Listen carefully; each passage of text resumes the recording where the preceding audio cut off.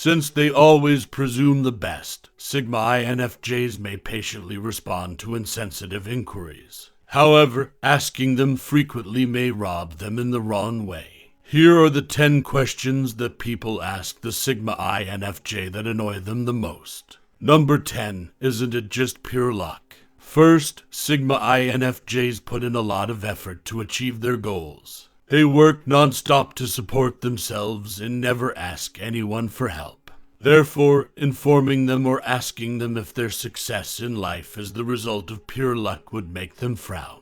Despite the fact, Sigma INFJ would acknowledge that luck plays a part in their triumphs. It is evident that without the addition of hard labor, nothing would ever occur. The last thing a Sigma INFJ would do is to sit back and wait patiently to be lucky in life, because they would constantly seek out possibilities and take decisive action to fulfill their desires. They become frustrated with inactivity and will do anything to get what they want. No one can blame them for getting outraged when someone dismisses their successes and infers that luck had a role in them. How would you reply to this question as a Sigma INFJ?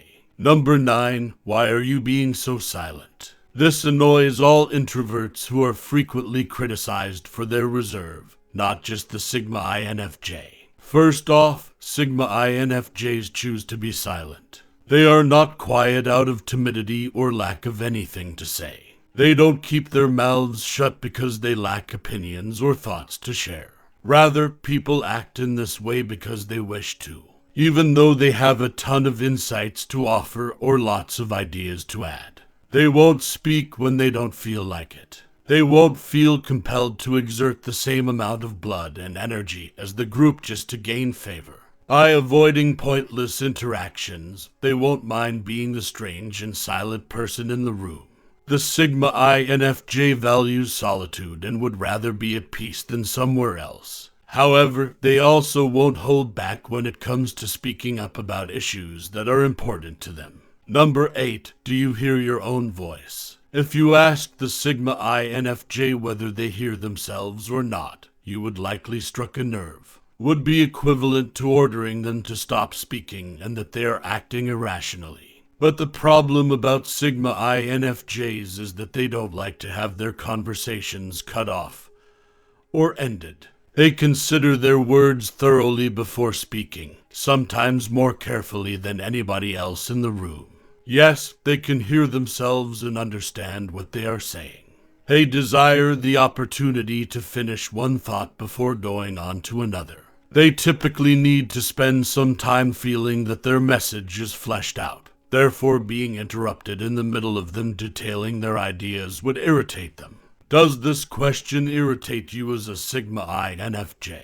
Number 7, when will you move on from this? If you want to irritate a Sigma INFJ, you can also ask them, when will you get over it? First of all, they might have already moved past it by the time they told you that. Sigma INFJs favor working through their issues on their own and autonomously. So if they have ever discussed it with you, they have already found a solution and moved on. Telling or commanding somebody to get over it only suggests that you are presumptuous and judgmental. Yes, Sigma 2 needs time to recover and reflect before moving on. However, they are capable of carrying out all these healing procedures on their own, whether or not others are aware of them. Therefore, it's vital to listen carefully and without passing judgment if they ever open up to you about how offended they were to avoid offending them. Number 6, why don't you exert enough effort? Anyone who is familiar with Sigma INFJs wouldn't dare to pose this query, because they are aware of their meticulous nature. They give anything and anything a better effort. Even without someone to inspire them, these autonomous and self-sufficient workers are able to perform their duties fairly successfully. They don't need to look for outside approval to encourage them because having a goal in mind inspires them already. They not only make a good enough effort, but they are capable of going above both their own and others' expectations. Therefore, asking them is the only way to minimize their accomplishments and discredit their efforts. Why don't you put out more effort? This just means that you have no prior acquaintance with them. You are completely ignorant of anything they have been going through, because you are merely an observer who is attempting to comment on how hard they work or how much they have accomplished. How do you dismiss these folks as a Sigma INFJ? Number 5, why do you always complicate things? No, they are not complicating anything. A Sigma INFJ will just see that as your dread of in-depth discussions and more complicated topics. Sigma INFJs are inquisitive people. They enjoy learning more about the acts, words, values, and beliefs of the wise and house of people. Additionally, they need an explanation for everything. Therefore, they probe deeply before moving on to the next subject. Thus, they avoid complicating matters. They simply want some concrete solutions to mull through. They require someone who can explain to them the rationale behind their actions and words, and not to ignore them or criticize them for not carrying through. Just give them a very thorough explanation to satisfy their interest. It might even help you better comprehend your own thoughts and reactions. Number 4, why are you so difficult to comprehend? This is comparable to making things appear more difficult than they are. Some people simply don't want to comprehend the Sigma INFJ's perspective, because they are either uninterested or lazy. It's not the typical INFJ who is difficult to understand and follow through with. Perhaps the audience lacks the ability to understand complicated analogies and relate to what Sigma INFJs are saying.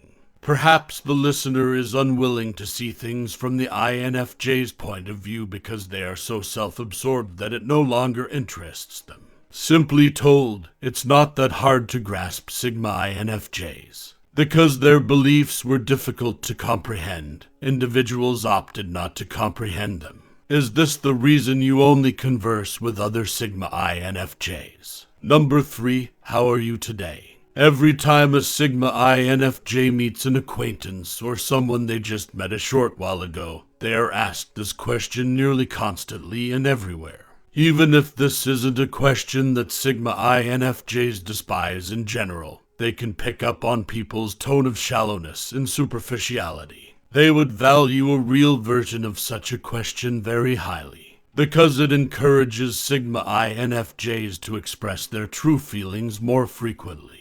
Yet, if the individual simply anticipates a few superficial comments that start small talk, angry Sigma INFJs would result. They will continue to respond to it with strange responses such, "It's going fine," and "you," or "acceptable." However, Sigma INFJs secretly ponder whether they really need to say that, only to maintain social acceptance. They ponder why people keep asking them questions when they didn't mean to trigger them in the first place. A pointless discussion. Number 2, when do you plan to marry and have children? Or find work? Sigma INFJs despise people who pay attention to their timeline or development rather than living their own life. They find it annoying when people monitor their outputs rather than attending to their own affairs. People inquire, when will you have children? When do you plan to get married? Or do you intend to pursue a different degree? Unfortunately, they occasionally rub Sigma INFJs the wrong way to the point that, instead of starting a friendly chat, they might start one. Have you ever posed these queries to others? Number 1, why didn't you seek my counsel? When the Sigma INFJ makes a mistake and a stranger asks them why they didn't approach them for advice, they'll simply experience a blood boil. First of all, Sigma INFJs are aware that everything occurs for a purpose, and seeking counsel from someone to make this issue better. They despise self-righteous individuals who believe that by simply seeking their opinion, any problem can be resolved. They despise those who offer feedback without asking anytime they express their feelings or their frustrations. Because of this, they would prefer to solve their difficulties alone than talk about them. They would rather figure it out on their own than seek assistance. Therefore, asking an INFJ Sigma why they didn't ask for aid would reveal more about you than it would about their decisions. Sigma INFJs are aware of their place in others' life. Therefore, out of consideration for other people's sentiments, they would never ask these irritating inquiries.